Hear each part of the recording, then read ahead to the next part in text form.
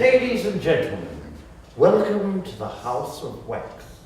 To be precise, Madame Tussauds House of Wax. Today you're going to meet some characters from British history, all of whom have made their mark. For example, we have Henry Irving over here, we have King Henry, we have Lady Godiva, and over here we have one of the Bronte sisters here. So we have very many people from a variety of walks in life that made their mark in British history. Now, these are models, wax models, and they haven't been placed in the right setting yet within the gallery. They're here, ready to be taken off and set up in the right and correct scene for them. So you're seeing them pre-gallery appearance. Now, don't ask me how, but we have also been able to give them the gift of speech for this purpose. And they're going to be using some poems. Each person will be using a poem written by Gordon Snell, who was a freelance BBC producer and wrote this book some years ago now called Hysterical Characters. And that's what we're using as a basis for the speeches that these characters are going to do. They'll tell you a little bit about themselves and about the historical significance of their role. So I hope that you're going to enjoy this. And I'm now going to hand over to Madame Tussauds, who is going to start the ball rolling. Thank you, Madame. Mon Dieu, mon Dieu, mon Dieu.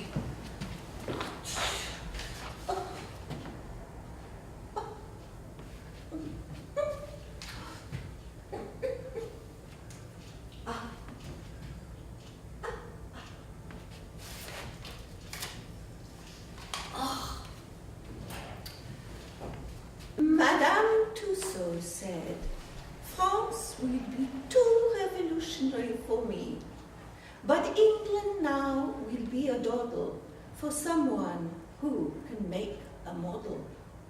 The English found her name at ease. It sounded very like a sneeze, but soon they all were making tracks to see her famous House of Wax. Now tourists flock to see the show and cry, "That's just like so-and-so," though sometimes when they prod and feel, they're shocked to find the person's real. It is the greatest accolade to have your waxwork figure made, but fame is fickle, fame is short, and so it's kind to spare a thought for those who, once of great renown, are taken off and melted down.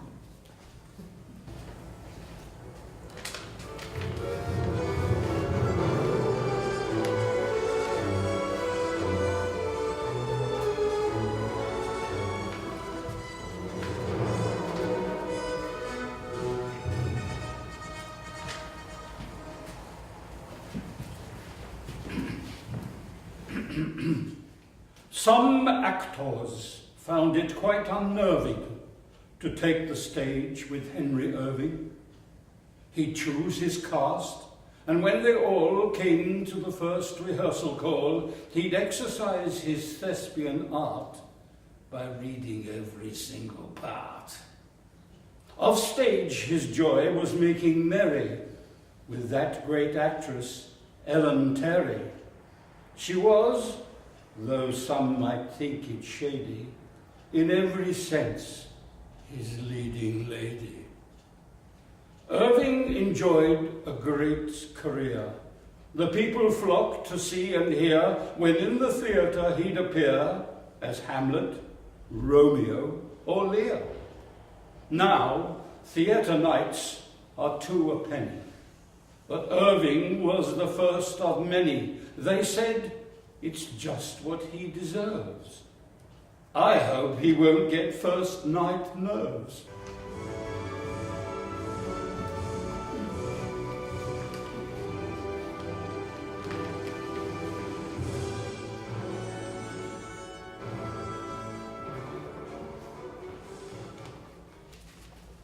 The guests who dined with Mrs. Beeton were sure to find they'd overeaten. Whole herds of cows and shoals of fishes were used to make her famous dishes.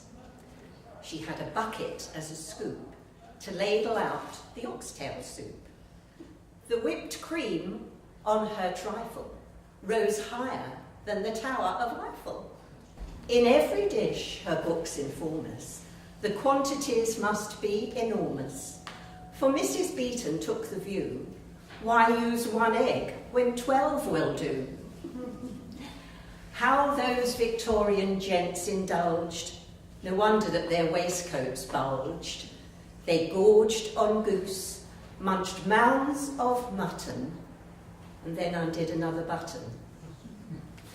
Oh, lucky gents, they'd think us bats, to fear cholesterol and fats.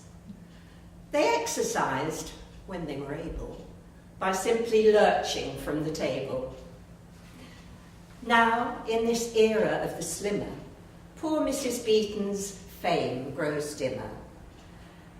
Although they still enjoy their diet, they have to do it on the quiet.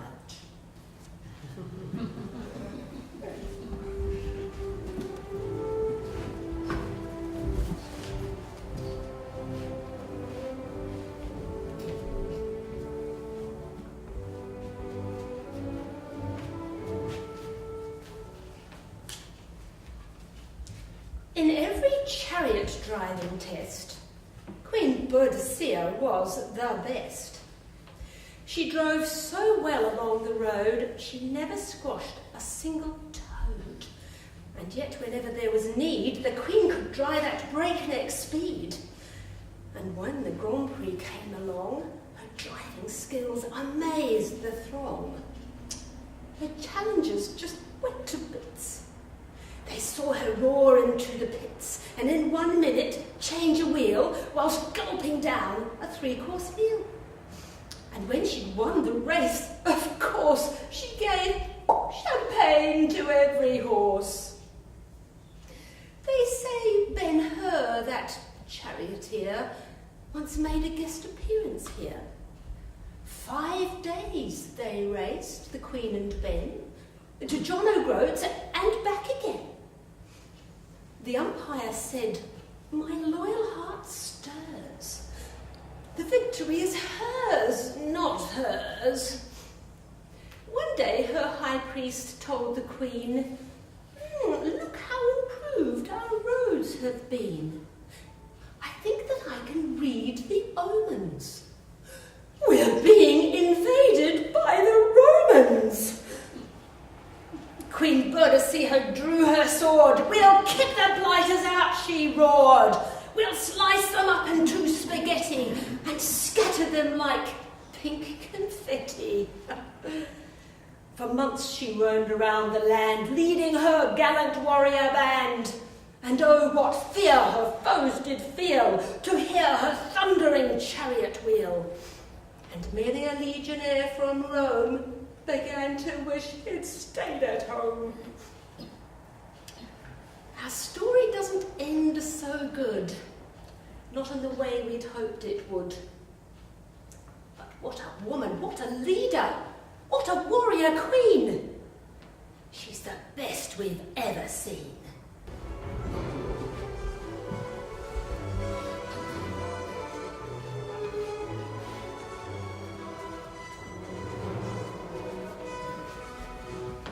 The 8th King Henry wined and dined and said, "I'm not the marrying kind." He then proceeded, as you know, to marry 6 wives in a row, which shows that kings, however strong, can sometimes be completely wrong. What's more, King Henry was inclined, each time he wed, to change his mind. Queen Catherine, his number 1, had come from Spain, that land of sun. Each day she'd pick a bull to fight. Then play the castanets all night. The king said, I prefer the flute. You get the order of the boot. But when he wrote and asked the Pope, he got the answer, not a hope. A marriage is for keeps, of course. Our church does not permit divorce. Said Henry, since you take that tone, I'll start a new church of my own. There were 6 queens in Henry's reign, 2 Annes, 3 Catherines, and a Jane. And people said, as each went past, I always said it wouldn't last. Fair Anne Boleyn, his second queen, quite lost her head on Tower Green. Jane Seymour died, then Anne of Cleves was cast away like autumn leaves. Then Henry married Catherine Howard, but she was faithless. Henry glowered. He thundered, this has got to stop. Madam, you're going for the chop. His last queen stayed. Did he adore her, or did he simply die before her? For ages Henry's record stood. He'd get it back now, if he could. Today, he'd emigrate for good and be the king of Hollywood.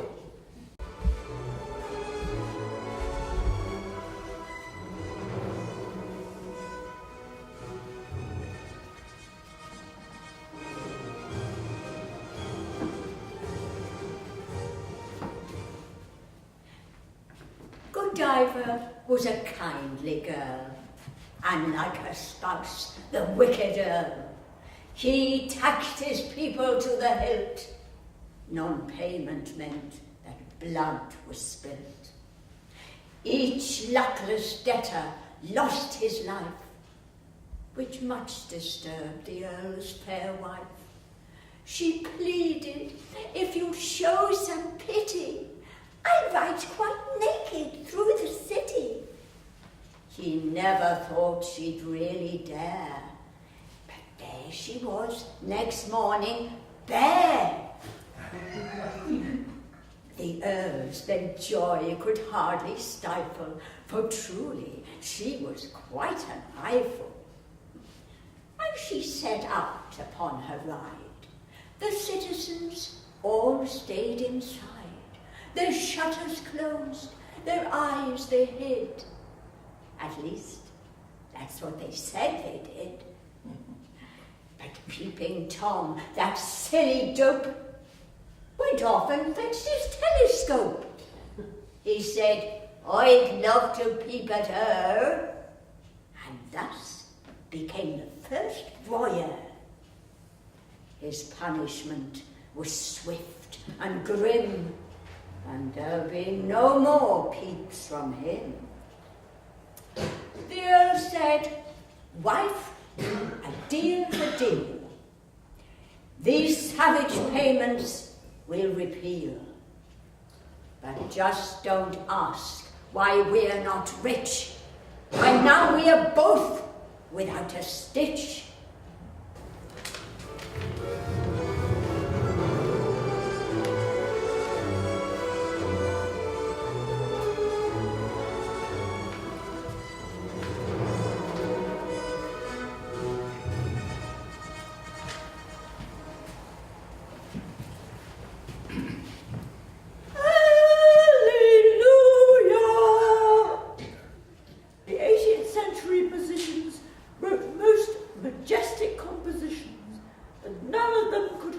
candle to that flamboyant Mr. Handel. Though German-born, young Handel came to England's court to make his name. There in the king's esteem he grew, because the king was German too. He dashed off operas by the score and oratorios galore. The latter were the most prestigious because their themes were so religious. Though middle brows may well admire works like Music for the Royal Fireworks and say the water music suite has got the most delightful beat, the highbrows claim to have a ball listening to Samson or to Saul. But Handel's great Messiah score has got a lot to answer for. Each year our local choirs implore us to hear their Hallelujah chorus, and joyfully they sing that day, all we like sheep have gone astray. Bah! Oh, for a Christmas time embargo on everything but Handel's Largo.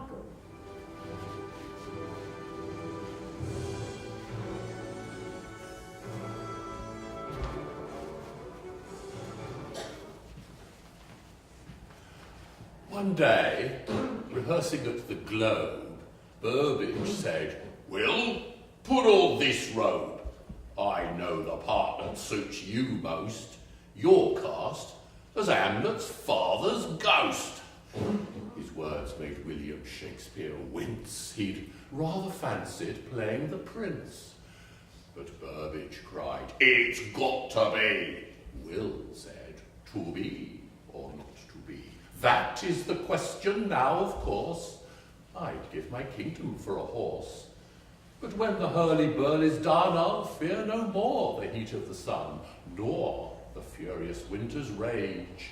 For truly, all the world's a stage. Get thee to a nunnery, I beseech, and I'll once more unto the breach. For truly I know how to curse. I'll not put money in thy purse. Though parting may be such sweet sorrow, I'll leave tomorrow and tomorrow. Said Burbage, "Will you try my patience? You're always talking in quotations, and I know very well you've taken each of them from Francis Bacon." Then Shakespeare paled and said, "Oh hell, Burbage, I beg you not to tell. I'll play the ghost part, yes, of course. I'll even play King Richard's horse." Thus William Shakespeare's fame advances, and few have ever heard of Francis.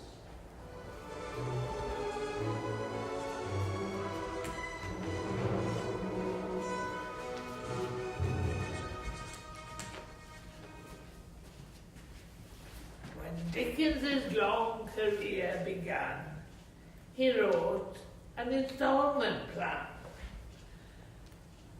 Each month his readers scanned the capers of Mr. Pickwick in the papers. His novels touched them to the core. Like Oliver, they asked for more. Thanks to Ebenezer Scrooge, his fame and fortune both grew huge. Oh, Dickens was happy to perform. His readings took the world by storm, and public flocked to hear and see. They loved his voice, and so did he. Americans thought him swell. His waistcoat dazzled them as well. Oh, we must be glad he took the stage before the television age. For very soon he'd learn the ropes and earn big money writing soaps. And doubtless now his watching ghost just yearns to be a chat show host.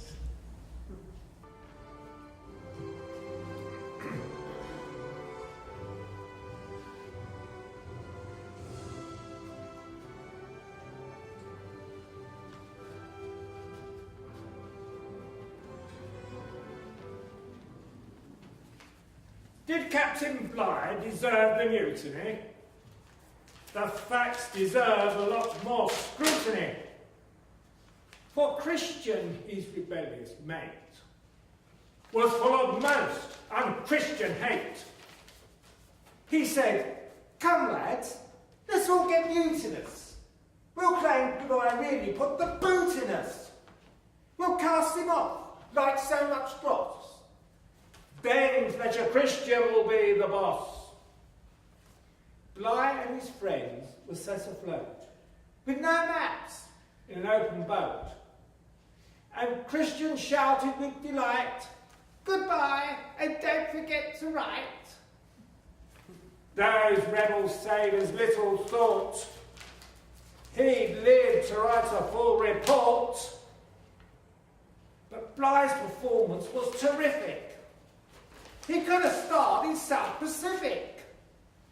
For 7 weeks he sailed that ocean. His landing made a great commotion.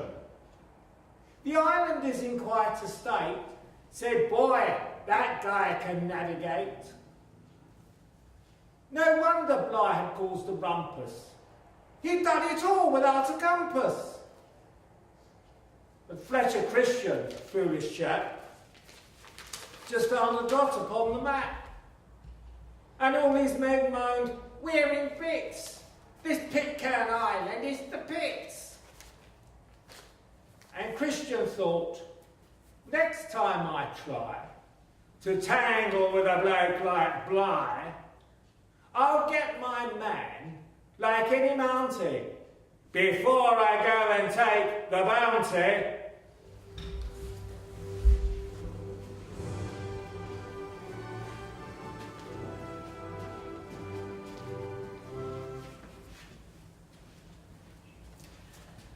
Charlotte, Emily and Anne sighed.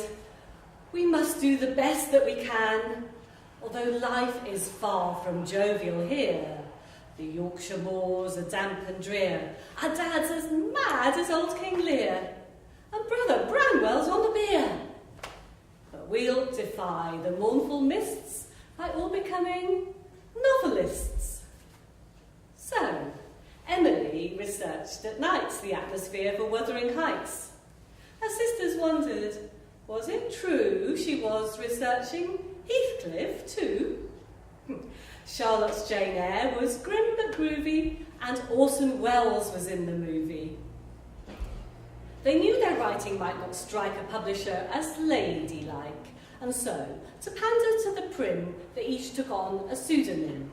They were 3 brothers, surnamed Bell, and found their books did rather well. They travelled little. No Miss Bronte was ever seen in Cannes or Monty. In fact, they rarely ventured forth from that stone village in the north. But Yorkshire folk will all declare, "Our county's best, why go elsewhere?" Yet if the sisters felt confined, they never seemed to speak their mind, which marks them out from Chekhov's 3, who yearned for Moscow constantly and never ceased to whinge or whine, and never wrote a single line. But these 3 daughters of a vicar have lit a flame which will not flicker. Some people thought them a bizarre lot, but Emily and Anne and Charlotte wrote books whose glory still endures up there upon the Yorkshire moors.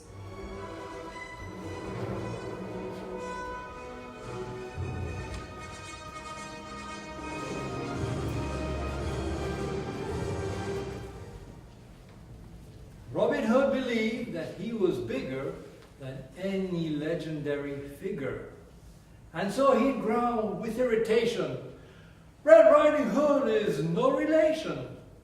In babyhood, he shot at sparrows with teeny-weeny bows and arrows. No wonder that he grew to be a champion at archery. He cried, "My fame I must assure, I'll rob the rich and help the poor." At which the sheriff frowned and said, "The fellow's nothing but a reb. Henceforth an outlaw he shall be." But Robin Hood said, "That suits me. If Mary Robin thou abhorrest, I'll go and live in Sherwood Forest." His followers were not too keen to go and dress themselves in green and live on deer and homemade sherry and pretend to be merry. But Robin Hood said, "Laugh, merry men, and now I'll tell you that joke again."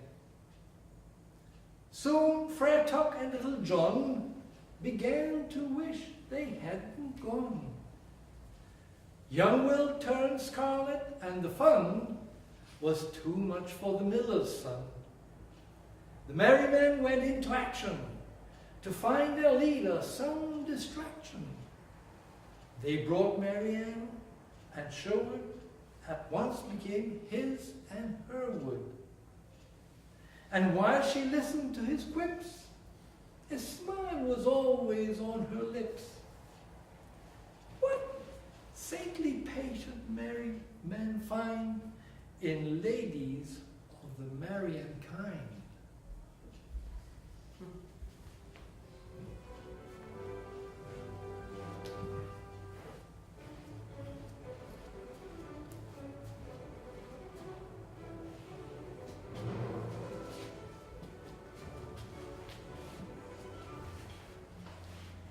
When Florence said, "I'd just adore to go to the Crimean War," her parents, shaken to the core, demanded, "Flo, whatever for?" But off she went to be a nurse. The generals thought she was a curse. Why does the woman make a scene if bandages are not quite clean? There were decisions to be made, like ordering the Light Brigade. "Charge, chaps! Although the guns are menacing, you'll be immortalised by Tennyson." The soldiers from the other camp just loved the lady of the lamp, and thanks to Florence's obsession, nursing's a very fine profession.